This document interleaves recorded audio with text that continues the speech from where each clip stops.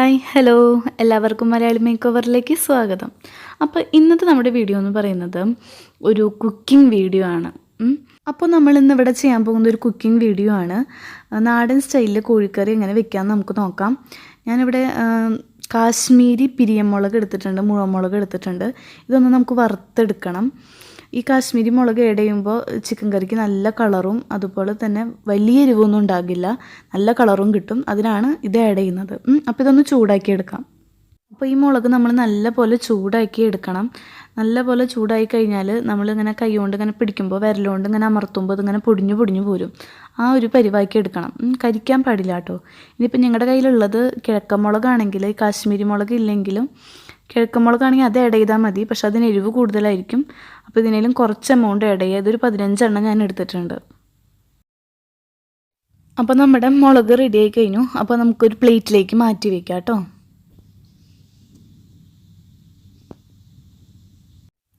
അപ്പോൾ നമ്മുടെ മുളക് കണ്ടോ, ഇതിങ്ങനെ വിരൽ കൊണ്ട് ഒടിച്ചു നോക്കണം പാകമായിട്ടുണ്ടോയെന്ന്, നല്ലപോലെ ചൂടായിട്ടുണ്ടോയെന്ന്. ഇനി ജാറിലിട്ട് നമുക്ക് പൊടിച്ചെടുക്കണം. ഇതുപോലെ കണ്ടോ ഒടിഞ്ഞ് കിട്ടണത്. ഇനി ഈ ചീനച്ചട്ടിയിലോട്ട് നമുക്ക് മസാലക്കൂട്ടുകൾ ആഡ് ചെയ്യാം. നമുക്ക് ചിക്കൻ മാരിനേറ്റ് ചെയ്യാനുള്ള മസാലക്കൂട്ട് തയ്യാറാക്കാം. അപ്പോൾ ആദ്യം നമുക്ക് കുറച്ച് ഗരം മസാല ആഡ് ചെയ്യാം. ഞാനിവിടെ പൊടിച്ചെടുത്തതാണ് ഈ ഗരം മസാല, നല്ലപോലെ ഉണക്കി പൊടിച്ചെടുത്തതാണ്. അപ്പോൾ ഇത് ഗരം മസാല ഞാനൊരു 3 ചെറിയ ടേബിൾ സ്പൂൺ ആഡ് ചെയ്യാണ് കേട്ടോ. ഞാൻ എടുത്തിരിക്കുന്നത് 2 കിലോ കോഴിയാണ് കേട്ടോ. ഇതെപ്പോഴും നിങ്ങൾ ശ്രദ്ധിക്കേണ്ടത്, ഈ മസാലപ്പൊടികൾ ആഡ് ചെയ്യുന്ന സമയത്ത് നമ്മുടെ ഫ്ലെയിം ഓഫ് ചെയ്തിടാം. സ്റ്റൗ ഓഫ് ചെയ്തിട്ട് ഇതെല്ലാം കൂടി ആഡ് ചെയ്യുക. ഇനി മല്ലിപ്പൊടി ഒരു 4 ടേബിൾ സ്പൂൺ ആഡ് ചെയ്യാം.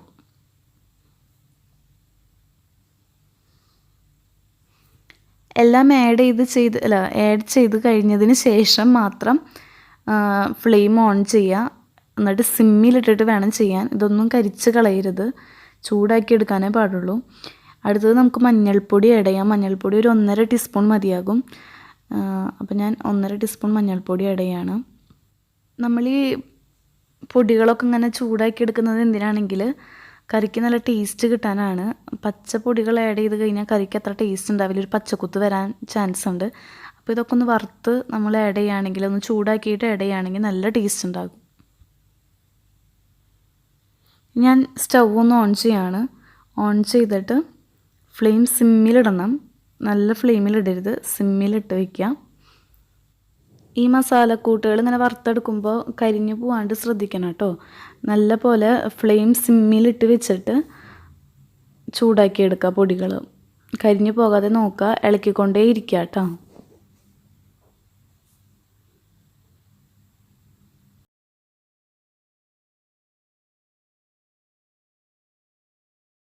അപ്പോൾ നമ്മുടെ മസാലക്കൂട്ട് റെഡി ആയി കഴിഞ്ഞു. ഇനി ഇത് നമുക്ക് നേരത്തെ മുളക് മാറ്റി വെച്ചിരുന്ന പ്ലേറ്റിലേക്ക് മാറ്റാം.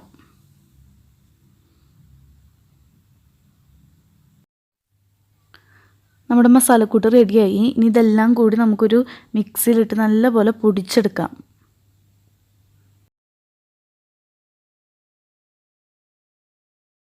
അപ്പോൾ ഇതാ നമ്മുടെ മസാലക്കൂട്ട് റെഡി ആയി കഴിഞ്ഞു. ചിക്കൻ മാരിനേറ്റ് ചെയ്യാനുള്ള മസാലക്കൂട്ട് റെഡി ആയി കഴിഞ്ഞു. ഇതിൽ മുളകിൻ്റെ വലിയ വലിയ തരികളൊക്കെ കാണാൻ പറ്റും. അതൊന്നും കുഴപ്പമില്ല. ഇങ്ങനെ അപ്പോൾ നമ്മൾ നല്ലപോലെ പൊടിച്ചെടുക്കാം.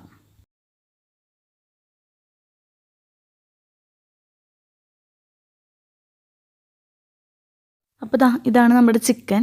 ഞാൻ നല്ലപോലെ കഴുകി നുറുക്കി വെച്ചിട്ടുണ്ട്. വലിയ വലിയ പീസുകളായിട്ടാണ് നുറുക്കിയിരിക്കുന്നത്. ബ്രോയിലർ ചിക്കൻ അല്ലേ. ഇത് ഏകദേശം ഒരു 2-2.5 കിലോയോളം വരും. അപ്പോൾ ഞാൻ ആദ്യം ഇതൊന്ന് ക്ലീൻ ചെയ്യാൻ പോവാണ്. ക്ലീൻ ചെയ്യുന്നത് എങ്ങനെയാണെങ്കിൽ, കുറച്ച് ഉപ്പ് വിനീഗറും കൂടി ആഡ് ചെയ്ത് കുറച്ച് വെള്ളം ഒഴിച്ച് ആ വെള്ളത്തിൽ ഇങ്ങനെ ഇട്ട് വെച്ചിട്ടാണ് ക്ലീൻ ചെയ്യുന്നത്. അപ്പോൾ ഞാൻ ആദ്യം ഇതിലേക്ക് ഒരു 1.5 സ്പൂൺ ഉപ്പ് ആഡ് ചെയ്യാണ്. ഉപ്പ് ആഡ് ചെയ്യുന്നത് എന്തിനാണെങ്കിൽ ഒന്ന് ക്ലീൻ ആകാനും പിന്നെ കഷ്ണത്തിലൊക്കെ നല്ലപോലെ ഉപ്പ് പിടിക്കാനുമാണ്. അപ്പോൾ ഞാൻ ഒരു 1.5 ടീസ്പൂണോളം ഉപ്പ് ആഡ് ചെയ്ത് കഴിഞ്ഞു. ഇനി നമുക്ക് കുറച്ച് വിനീഗർ ആഡ് ചെയ്യാം. വിനീഗർ ആഡ് ചെയ്യുന്നത് എന്തിനാണെങ്കിൽ, ഇതെന്ന് പറയുന്നത് ബ്രോയിലർ ചിക്കനാണല്ലോ. അപ്പോൾ ഈ ബ്രോയിലർ ചിക്കൻ എന്ന് പറയുന്നത് പെട്ടെന്ന് വെന്തുടഞ്ഞു പോകും. അപ്പോൾ ഇങ്ങനെ ഉടയാതിരിക്കാൻ വേണ്ടിയിട്ടാണ് വൈറ്റ് വിനീഗറാണ് ആഡ് ചെയ്യുന്നത്. ഒരു 3 ചെറിയ സ്പൂൺ വിനീഗർ ആഡ് ചെയ്യാണ് കേട്ടോ. പിന്നെ വിനീഗർ എന്ന് പറയുന്നത് നല്ലപോലെ ക്ലീൻ ചെയ്യും.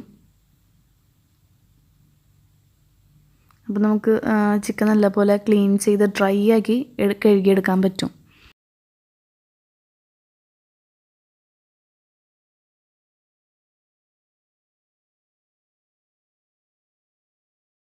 വിനീഗർ ആഡ് ചെയ്യുന്നത് ബ്രോയിലർ ചിക്കൻ ആയതുകൊണ്ടാണ്. അപ്പോൾ അത് പെട്ടെന്ന് വെന്തുടഞ്ഞു പോകാതിരിക്കാനായിട്ട്, ഇതിന് വേവ് കുറച്ച് മതിയല്ലോ, പെട്ടെന്ന് വെന്ത് കിട്ടും. അപ്പോൾ അത് കഷ്ണങ്ങളൊക്കെ വെന്തുടഞ്ഞു പോകാതിരിക്കാൻ വേണ്ടിയിട്ടാണ് ആഡ് ചെയ്യുന്നത്. പിന്നെ ഇതൊന്ന് നല്ലപോലെ ക്ലീനായി ഡ്രൈ ആയി കിട്ടും പീസസൊക്കെ, അതിന് വേണ്ടിയിട്ടാണ്. അപ്പോൾ നമുക്കിതൊന്ന് വെള്ളമൊഴിച്ചൊന്ന് നല്ലപോലെ മിക്സ് ചെയ്ത് സെറ്റ് ചെയ്ത് വയ്ക്കാം. ഓക്കെ, അപ്പോൾ ഞാൻ കണ്ടോ ഇതുപോലെ നല്ലപോലെ ഒന്ന് മിക്സ് ചെയ്ത് വെക്കുകയാണ്.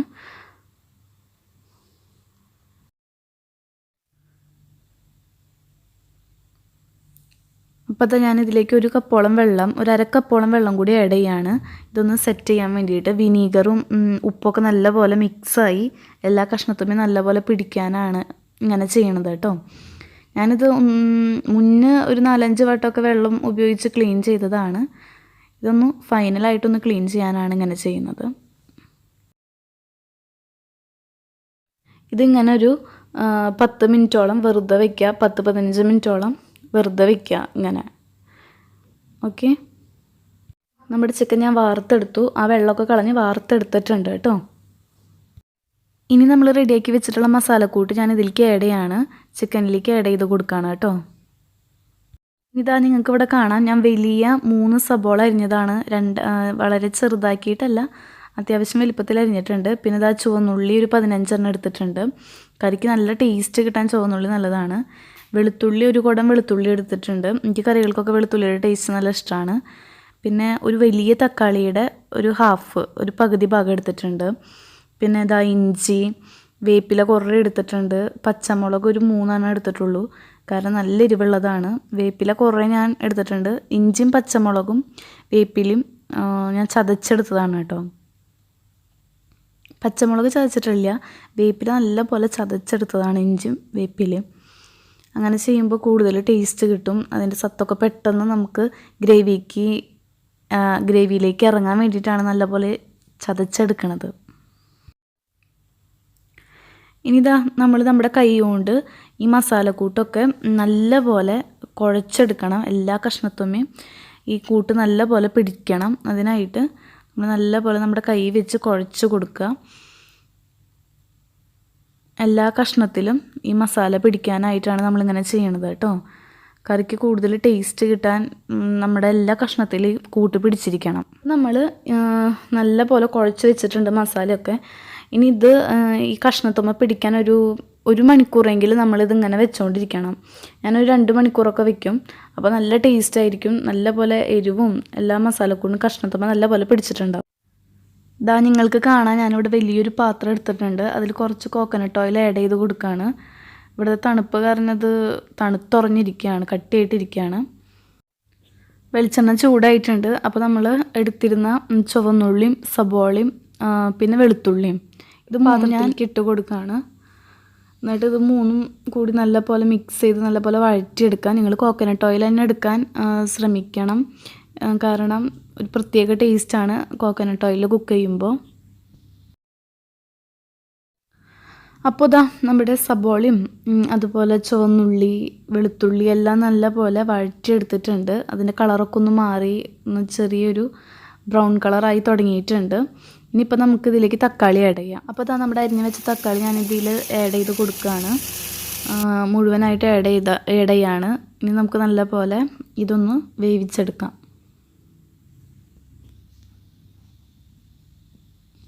തക്കാളി ഒന്ന് ഉടഞ്ഞ് കിട്ടണം. നല്ലപോലെ വാടി ഉടഞ്ഞ് വരുന്ന പരിവാകുമ്പോൾ നമുക്ക് നിർത്താം. സബോളയും തക്കാളിയൊക്കെ നല്ലപോലെ വാട്ടിയെടുത്തിട്ടുണ്ട്. നല്ല ബ്രൗൺ കളറായിട്ടുണ്ട്. ഇനി ഇതിലേക്ക് നമുക്ക് ചിക്കൻ ആഡ് ചെയ്യാം. നമ്മൾ കൂട്ടി വെച്ചിരുന്ന ചിക്കൻ ഞാൻ അവസാനം ഇതിലേക്ക് ആഡ് ചെയ്തു. പിന്നെ ചിക്കൻ കൂട്ടി വെച്ചിരുന്ന പാത്രത്തിൽ ബാക്കി മസാലയൊക്കെ ഉണ്ടായിരുന്നത് ഞാനൊന്നും കൂടി ആ പാത്രത്തിൽ വെള്ളമൊഴിച്ച് കഴുകി ഇതിലൊക്കെ ഒഴിച്ചിട്ടുണ്ട്. പിന്നെ വെള്ളമൊന്നും ആഡ് ചെയ്യണ്ട. ഇതൊരു നോൺ സ്റ്റിക്ക് പാൻ ആയതുകൊണ്ട് ഇത്ര വെള്ളം മതി, അടിയൊന്നും പിടിക്കില്ല, പെട്ടെന്ന് വെന്തും കിട്ടും. ഇത്ര വെള്ളം മതി. ഇനി നമുക്ക് ഇതിലോട്ട് വെള്ളം ഒഴിക്കേണ്ട ആവശ്യമൊന്നുമില്ല. ഇതിൽ നല്ലപോലെ നെയ്യുണ്ട്. പിന്നെ ചിക്കനിലുള്ള വെള്ളമൊക്കെ ഒന്ന് തിളച്ച് കഴിയുമ്പോഴേക്കും ഇതിൽ നല്ലപോലെ വെള്ളം ആയിക്കോളും. ചിക്കൻ വേവാനുള്ള വെള്ളം ഇതിൽ തന്നെ വന്നോളും. നെയ്യ് ഉരുകിയിട്ടും പിന്നെ ചിക്കനിലുള്ള വെള്ളമൊക്കെ ഇറങ്ങി വന്നോളും. അപ്പോൾ അതാ നമ്മുടെ ഈ പാത്രം ഞാനിങ്ങനെ മൂടി വെക്കുകയാണ് കുറച്ച് നേരത്തേക്ക്. ഇങ്ങനെ മൂടി വെച്ച് കഴിഞ്ഞാൽ കുറച്ച് കഴിയുമ്പോൾ വെള്ളമൊക്കെ ഇറങ്ങിക്കോളും. ആവശ്യത്തിനുള്ള വെള്ളം ഇതിലായിക്കോളൂ കേട്ടോ. ഇതാ കണ്ടോ, കഷ്ണത്തുമെന്നുള്ള വെള്ളമൊക്കെ ഇറങ്ങി നെയ്യൊക്കെ ഉരുകി നല്ലപോലെ വെള്ളമായിട്ടുണ്ട്. വേവണേ ഉള്ളൂ കേട്ടോ ചിക്കൻ. നമുക്കിത് അല്പം നേരം കൂടി ഒന്ന് മൂടിയിടാം. ഓക്കെ. അപ്പോൾ നിങ്ങൾ എൻ്റെ ഈ ചാനൽ ആദ്യമായിട്ടാണ് കാണുന്നതെങ്കിൽ സബ്സ്ക്രൈബ് ചെയ്യാൻ മറന്നു പോകരുത്. വീഡിയോയുടെ താഴെ കാണുന്ന ചുവന്ന സബ്സ്ക്രൈബ് ബട്ടൺ ഒന്ന് ക്ലിക്ക് ചെയ്യുക. അതിൻ്റെ കൂടെ വരുന്ന കുഞ്ഞു ബെൽ ബട്ടൺ കൂടി ക്ലിക്ക് ചെയ്യുക. അപ്പോൾ ഇതാ നമ്മുടെ ചിക്കൻ നല്ലപോലെ വെന്തിട്ടുണ്ട്. കഷ്ണമൊക്കെ നല്ലപോലെ പാകത്തിന് വെന്തിട്ടുണ്ട്.